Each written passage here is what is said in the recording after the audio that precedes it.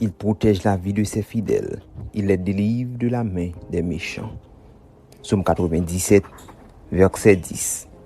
Certes, l'une des priorités d'un père aimant est celle de protéger et de sauvegarder sa famille contre tout préjudice éventuel ou danger grave. Dieu, notre Père céleste, ne fait pas moins. Prenons un exemple. Comme vos yeux vous sont précieux, c'est ainsi que Dieu pense à son peuple. Zacharie 2, verset 8.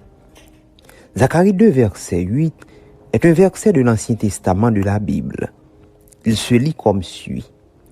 Car voici ce que dit le Seigneur Tout-Puissant. Après qu'il m'a honoré et m'a envoyé contre les nations qui vous ont pillé, car quiconque vous touche la prunelle de ses yeux.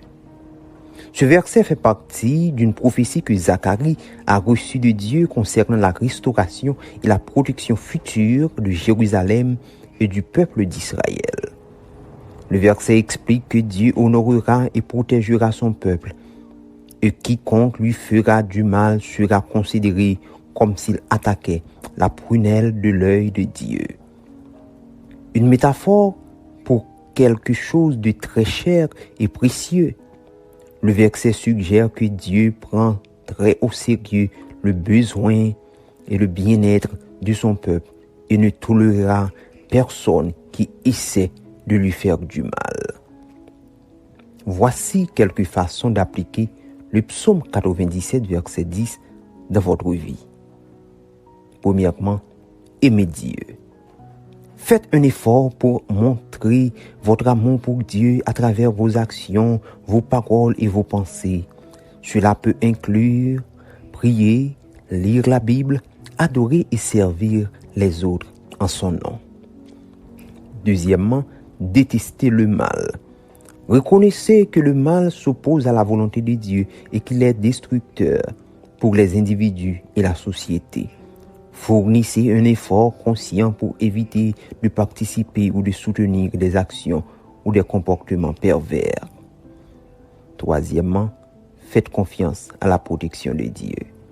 Rappelez-vous que Dieu est souverain et qu'il est capable de protéger et de délivrer ses fidèles du mal. Ayez confiance en ses soins et sa protection et cherchez à vivre une vie qui lui plaise. Vivons-nous pour Dieu. Quatrièmement, détournez-vous de la méchanceté. Évitez toute association avec des personnes ou des comportements malveillants ou immoraux. Au lieu de cela, entourez-vous de personnes qui vous encouragent à mener une vie juste et fidèle. Cinquièmement, partagez le message. Partagez ce verset et le message qu'il contient avec d'autres personnes qui pourraient bénéficier de l'entendre. Encouragez les autres à aimer Dieu et à se détourner du mal en vivant une vie de droiture et de bienveillance.